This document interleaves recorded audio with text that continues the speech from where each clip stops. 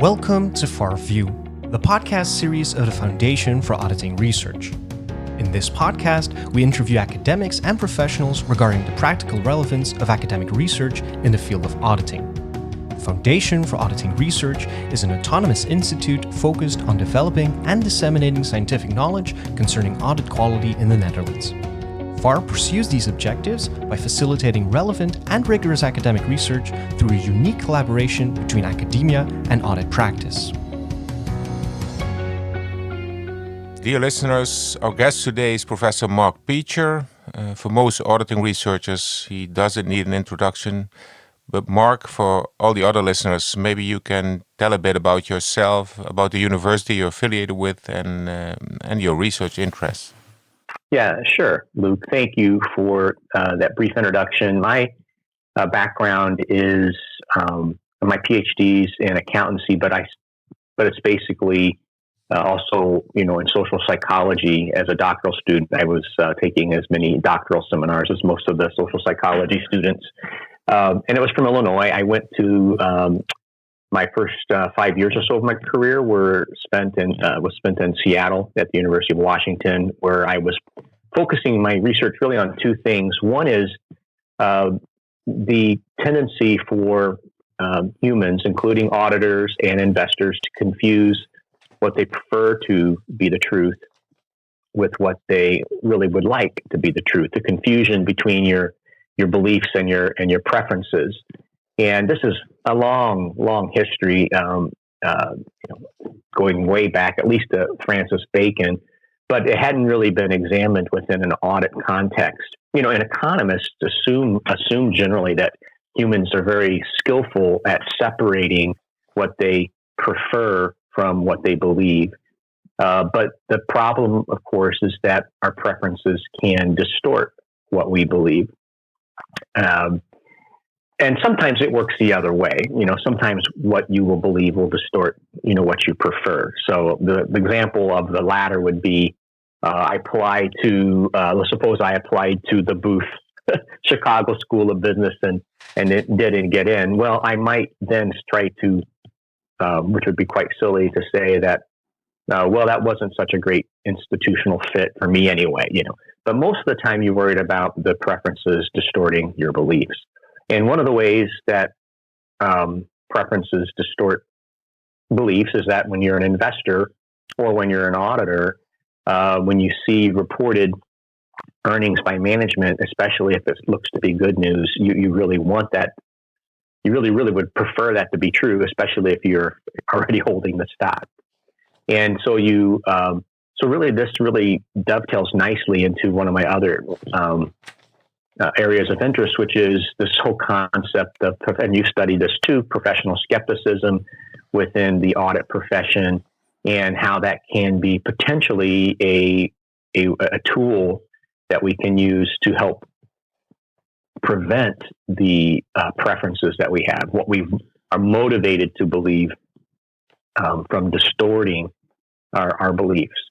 So those are the sort of the two big areas. And I get down into the weeds a little bit about looking at how auditors evaluate evidence. Are they following along the lines of what normative theory would be, something called Bayesian, belief revision, but that's kind of jargonish. It's basically the big picture is how do we overcome as audit professionals, and then really also as investors, this tendency to believe what we want to believe. Okay, thank you. One of the areas this applies to, I guess, is the area of fraud. That's what actually the project is we're going to talk about today a bit more. Maybe you could just, sketch what percentage of auditors actually encounters fraud in their career. Because I recall a couple of decades ago that it was not that often that auditors really encounter fraud. So maybe you can tell us a bit more about that. And maybe, a related question immediately is how this topic has evolved over the past decades. Yeah, sure. First of all, one thing to keep in mind is there's two facets of this. One is how many audit engagements do auditors encounter where they face fraud and detect it? And there's really not that much great data on that. The analog to this would be how many, let's say in the United States, it would be how often do you see the Securities and Exchange Commission bringing in an enforcement action against a company for financial misrepresentations that violate the securities laws of 1933 or 34. But that, of course, could be just the tip of the iceberg, right? These are detected frauds. So you see at an institutional level, you see things like that in the SEC enforcement actions. But if you were to, there's not really that much great data about, how often do auditors encounter fraud. Now, one exception to that, and there are probably a few others that I don't know about, but one exception to that is that on one of our recent FAR projects, in the post-experimental questionnaire, we actually did ask, basically all of the participants. And so this would be auditors who cover almost all of the publicly held companies that originate out of the Netherlands. And what you find is that most auditors who are staff or seniors or managers or even senior managers, the most common response is that, well, we've never experienced one case of fraud. But as you go to partners, a very interesting thing happens. The couple other responses we had was because our expectation was that this was not an everyday occurrence. So the options was never, once, twice, or more than twice. And what's very interesting is that the partners go from, whereas for all other ranks of auditors, the most common response was never, followed by once. When you get to partners, by far, the most common response is more than twice.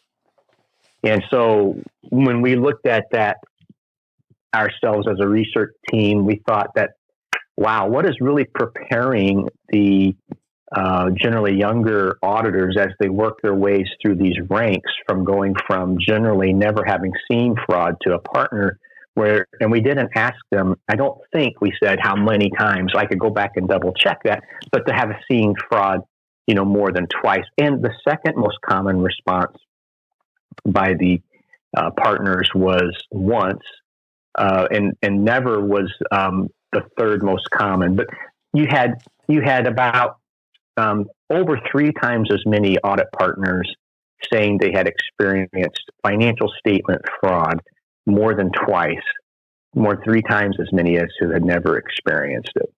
So, and then the other thing, of course, Luke, is that is the detected fraud. Now, if there's been a number of attempts in the archival literature to try to come to a reasonable estimate of how many frauds go undetected, and it would be at least for every fraud that's detected, there's at least one, probably 2 or more that are not being detected. And so if we were to think of it that way, that will tell you a little bit more about the prevalence of fraud. And some of the more recent estimates have been, in the vicinity of anywhere between 14 and 22% of firms are engaged in financial statement misrepresentation at any given point in time. And those data are primarily based out of the U.S., using U.S. data. And these are much larger estimates, of course, than what we're typically comfortable with. And what we would typically believe if we only looked at the SEC's enforcement actions or class action lawsuits or the rate of, restatements. So there is a sense that there is a lot of undetected fraud. And the analogy people use is, of course, to an iceberg. And when one's in the ocean and sees an iceberg, what's above the surface can be quite small compared to what's below the surface. So, but do you think it's purely a measurement issue, or does fraud really has increased? Or is that unclear? Well, I think fraud. Well, no fraud. If you assume that the inspection regime's propensity to be, proactive or thorough in its responses to leads about fraud, and you assume that that's constant over time, fraud. The base rate of fraud does change over time, and actually, one of the things that creates a chance for fraud to increase would be something that we're unfortunately facing right now, which would be the market devastation and capital scarcity and liquidity problems caused by something like COVID. And while that has created great opportunities for a lot of companies, there's an opportunity when you have something like this for more fraud to increase. So you saw a lot of detected fraud increases in the late 90s, early 2000s, and if you looked at until from 2015 to 2020, there was actually some evidence that the rate of fraud was, if you believe detected fraud to be a real strong correlate of actual fraud being, perpetrated and concealed, that it had actually gone down. And one big factor, Luke, in the extent to which fraud will increase, stay the same, or go down is of course the state of our economy, but also the trust that people have and the basis for people to have trust in our main institutions. And in the financial markets, that would be, the regulators and the audit profession would be people that are out there examining the financial statements. And if society has reason or believes they have reason to not believe in the functioning of the financial statement audit, you have two concerns emerge. One, if audits are not very well done, that gives opportunities for fraudsters to commit and conceal fraud. But what it also does, which could actually be much more significant, is that market participants price protect, and that they penalize the firms that are actually trying to engage in honest dealings, because there's a concern that they are lying and being deceptive when in fact they are not. And it's outside of financial reporting, but you see the importance of strong institutions in two places today. One very globally, and one salient more to the United States. The global one is to what extent do common citizens at a range of education believe that the vaccines coming out for COVID are safe? And they believe that to some extent it's very determined by the trust that they have in these institutions that are supposed to be the watchdogs over the vaccination testing process. And it's interesting that here we have vaccines that are quite safe. The data suggests amazing safe vaccines, but you have a number of people who are actually worried about taking it because they think it may not be safe. It's really interesting that at the same time we have a call for auditors to be more professionally skeptical. One problem we have in society because of a lack of trust in institutions is perhaps too much skepticism where it's not really warranted. And you also see that another critical area in the United States, and since it's the United States, it gets a little bit of the world's attention, and it probably gets distorted or viewed in different ways in different parts of the world, depending on the news. But there's some quite controversy about how trustworthy election returns are. And depending on who you talk to, there's some controversy about it. And it ranges from some parties thinking that it's baseless allegations of fraud to other parties saying, no, there's really strong evidence of fraud in the voting. And you even had something that was quite unique in the United States where one state, the state of Texas, brought a suit alleging that there was so much unreliability going on in 4 other states that it wasn't really fair for them. And it didn't get ultimately heard by the Supreme Court. But that's the point here. The point here is that if we were to lose trust in the audit profession and in the regulators of the audit profession. In places like the Netherlands or other parts of the world, you go suddenly from a case where maybe the reason there's a lack of trust in those institutions is that the audit professionals were not sufficiently skeptical or were not sufficiently skillful at finding fraud, to you go to the opposite problem where people are so concerned about the financial reporting of honest companies engaged in good dealings that they can't get access to the capital that they want, or they can't get access to the capital that they want at a price that makes any sense to them. Yeah. Well, the elections are a different story, I guess, but it's probably related to the cognitive dissonance we're going to talk about, right? Well, I think so. Yeah.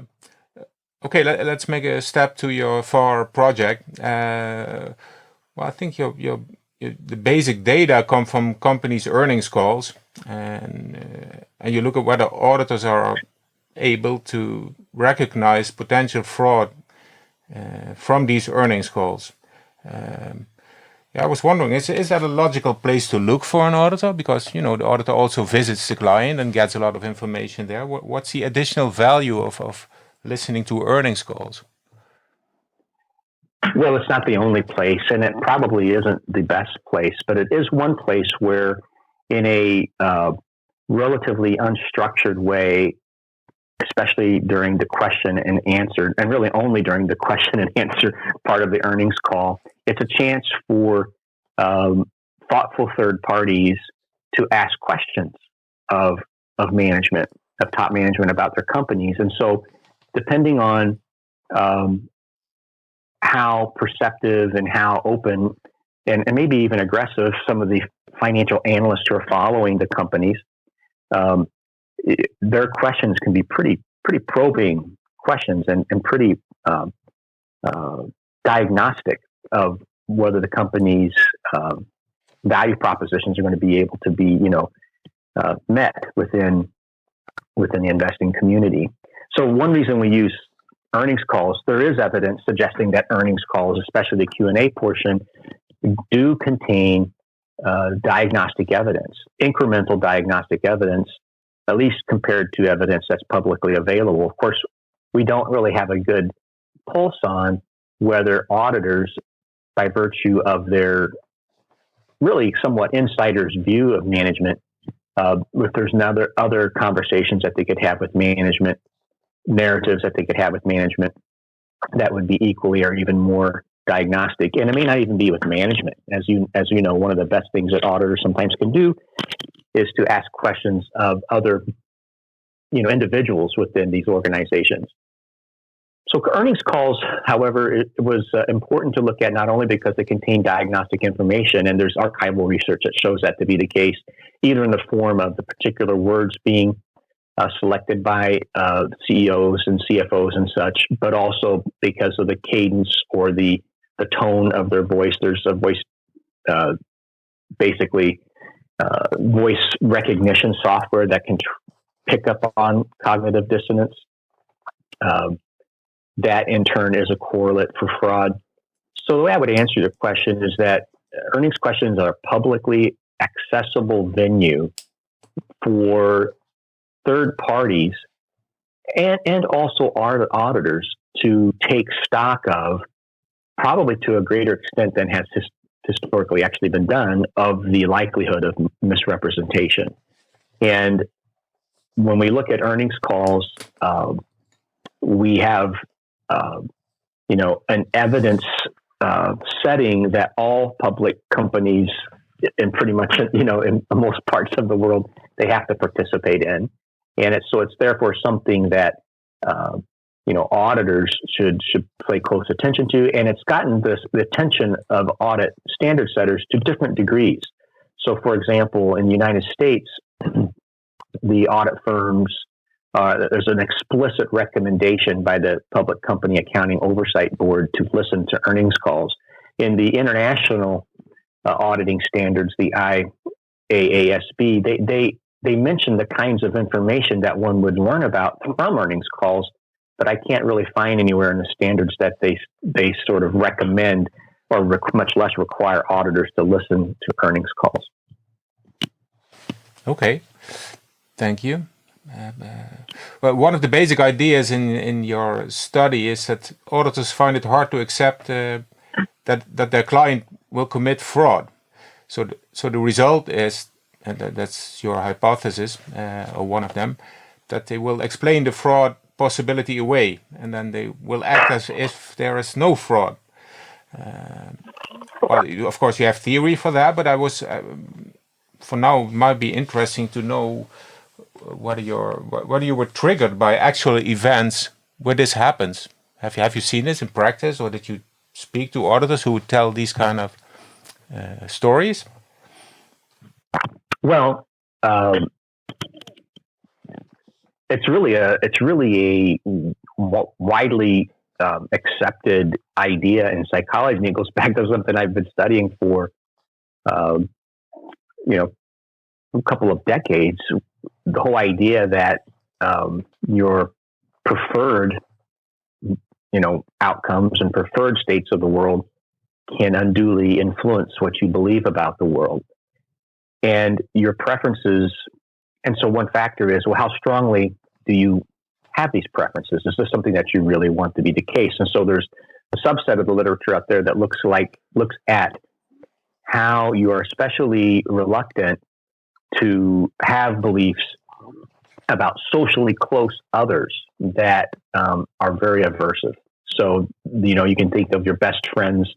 You can think of, one's partner in life or spouse in life, siblings in life. And if they were to suddenly be shown, or maybe one's, pastor or something like that, or counselor, if they were suddenly shown to be deceptive, that would be quite aversive. And you hope, in most cases, they are not. Even in the high estimates of these, frauds that I was giving, 14 to 22%, that still means, 78, 85% of, companies are still not, we're engaging in honest dealings. But so it's very uncontroversial to hope to say that unless there's something spectacularly different about people who self-select into auditing or who are trained as auditors, and it's a possibility, right? That maybe people who self-select into this profession have this ability to be much more objective. Maybe there's something about the training of auditors, or you would think the other places that you could look would be police or detectives or intelligence agencies. And you actually see in some police, by the way, their life experiences perhaps jade them a little bit. And whereas most people have a truth bias, they tend to believe that others are much more truthful than they tend to be. You also see evidence that in the case of beat police who work patrols, they tend to, if they have a bias, is to believe that they're lying. But in the audit profession, what engagement partners do is that they're, in part because these relationships generally last for a long time, and they have probably some really good evidence generally to come to believe that management is engaged in honest dealings. And there is concern that over the years that auditors do let their guard down and let their professional skepticism wane. And that's kind of one thing that we do look at in the study.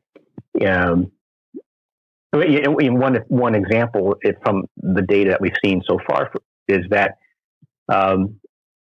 partners who are not the engagement partners listening to the call become more concerned about the possibility of fraud and especially in proposing audit actions to address this risk of fraud than the partners who are actually engagement partners. And, we see the audit firms build in some internal controls for their quality controls that they do this. They mitigate this by having, partners who are not the engagement partner do cold partner reviews. I mean, there's some things that already exist to hopefully reduce the risk of this getting through the system. Mm-hmm. And how does the audit team help in going against these kind of phenomena? Because, right. Well, there's one thing that could be very helpful is that early on in one's profession, even though staff and seniors and managers and had not really the most common cases that they had not experienced fraud, although some had, and some had more than once, is that they do tend to come to the engagement with management is not nearly as socially close to them as management is to the audit partner. And so there is a very strong possibility that the whole idea of fraud being aversive and something to be avoided is not going to be as applicable to a staff auditor or probably even to a senior auditor. But as you start going up the chain of command, it becomes more of a potential problem. So, senior managers, that's often training grounds for being partners. And so they may start taking on some of this heightened, social aversion to the idea that my client is committing fraud. So what I'm saying is that although it's probably the case that staff and senior auditors do get a little bit too worked up about the possibility of fraud, but there's also a need for managers and partners to listen carefully when a senior comes to them and has some concerns. And so I think that's one thing that's not part of our study, but that seems to be a promising avenue to not only, and there is a little bit of research on this. I know that a number of scholars have begun to look at speaking up. Staff and senior auditors, do they feel like they're rewarded or penalized for speaking up? So whether that's Mark Nelson has some work in this area. Joe Brazel, I think, does too, and they have sometimes different findings. But what I would say that building into an audit team, if you get the managers and partners to listen to warning signs by the subordinates, that's a great idea. And also, maybe what could be a good add to quality controls is to have a mechanism by which, and I don't think this is in firms, by the way, and I could be wrong, but an idea that comes to mind, literally during this podcast with you is it would really be good if the staff or senior auditors who have concerns could express those to the cold partner, who's not really the engagement partner. Mm-hmm. Because, the engagement partner is ready to say, well, my client doesn't commit fraud. Yeah. Yeah. Okay, Mark, maybe you want to tell a bit more about what the experiment looked like, because you also work with the concept of cognitive dissonance.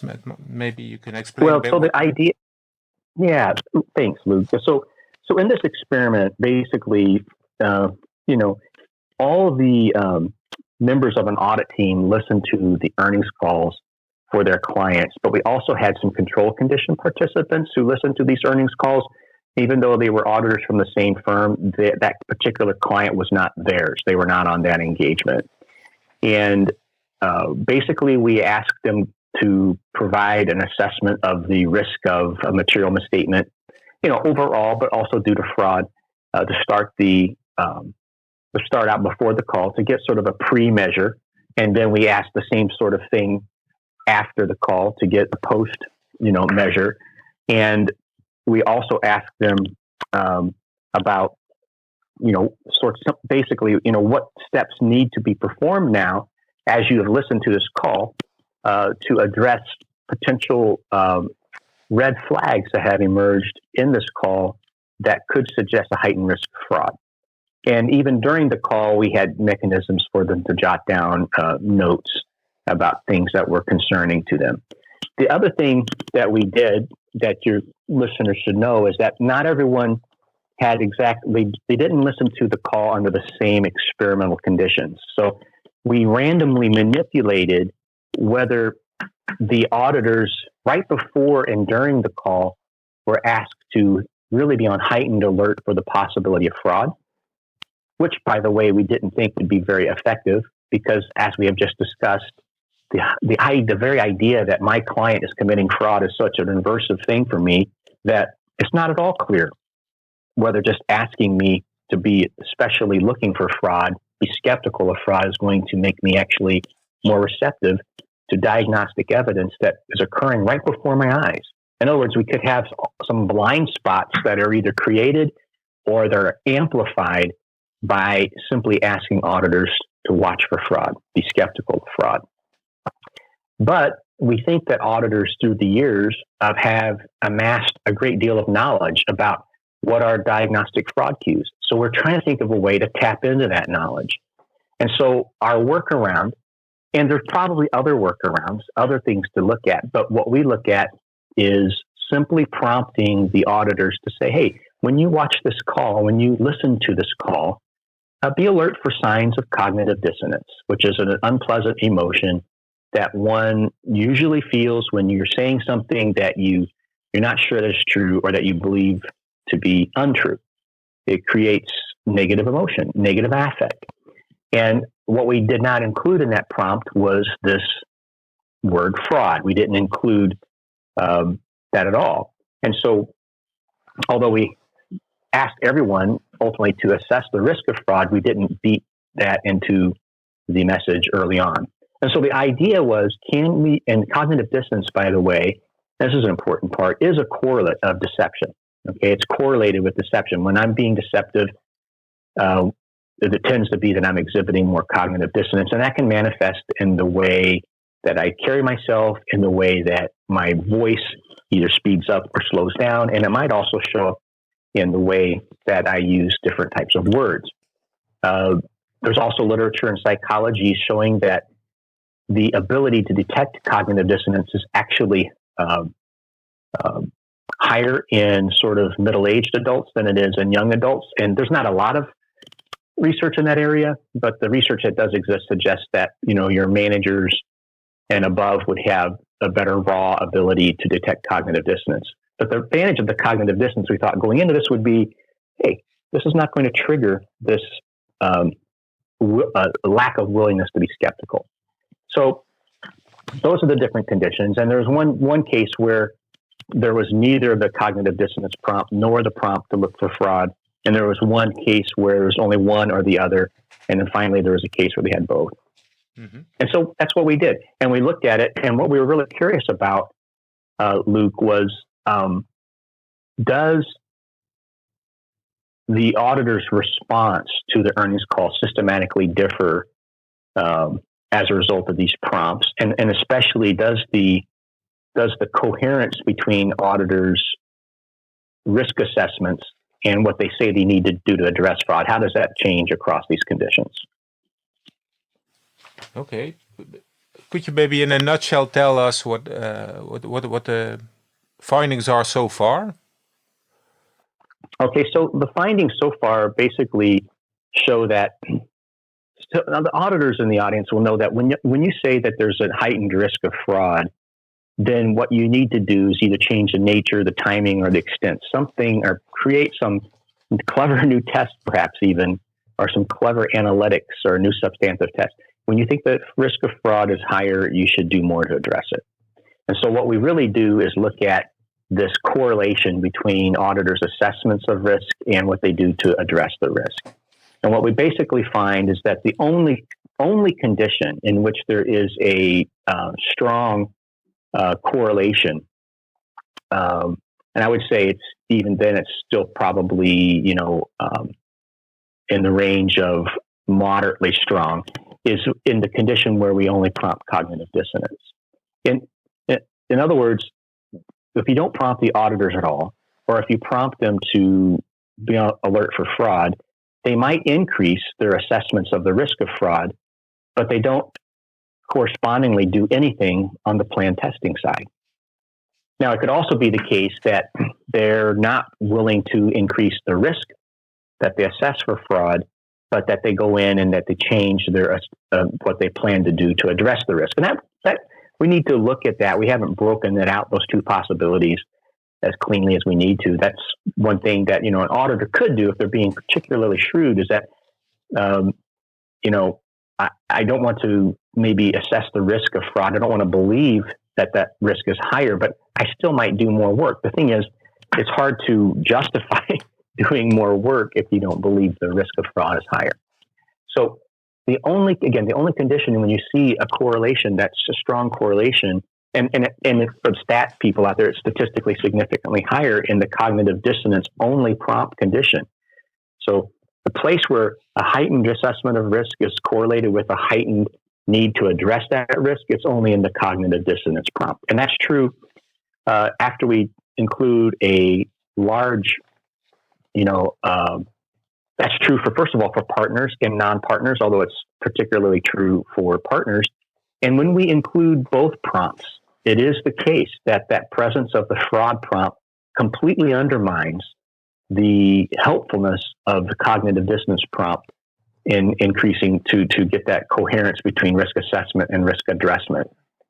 The other thing we find, because we have this advantage of not only doing an experiment, but we also have a battery of control variables that relate to nature of the client itself. And one of the things we find is, again, that the control participants, that is those who are at the same firm but not on the engagement, they are much more likely to say we need to do something more to address the risk of fraud when they assess the risk of fraud to be higher as a result of listening to the call. Okay. Yeah, I like to ask the question at the end, usually with interviews, whether this all already leads to a practical advice for auditors. I know that's sometimes difficult for academics to answer, but I want to ask you this question anyhow. Do you think this results in any advice for practicing auditors, what you found in the study? Well, I would just go, well, first of all, there's two things you can do with academics. One is, it is the case that when you write your research paper, you have to be quite careful to say that, hey, here's some theory and here are our results. And these theory consistent results are something that you need to think about given your own utility function or something similar to that. And same thing with regulators. So academics' primary job has historically been testing theory, coming to a better understanding of phenomena, and then they try to be very careful before they, with their academic hat on, making any policy recommendations. But if you say, setting aside what you would write up in the paper, and if you were to ask me what sort of practical implications, sort of just as my own personal views and not what I would necessarily write in a paper, I would think that we need to really explore how we can get auditors to be more comfortable with thinking about the unpleasant event that your client is committing fraud right before your eyes. And whether that is these cognitive dissonance prompts, okay, or the other side of it is I would be wary of just telling my professionals to watch for fraud and be more skeptical of fraud and worry more about fraud, because what you end up doing is you conceal that your client, and it's not at all clear that will result in a better audit. It would also be Mark, I don't hear you anymore. Oh, he's not hearing me now? Yeah, now I hear you again. I don't know what's going on. So. Oh, okay. Well, I was going to say, you want to retain that cold partner review, and you want to probably think about what I had mentioned earlier in this podcast, which is, give a path for the seniors and managers and staff to, if they have concerns about fraud, a way to voice that with the someone besides the engagement partner.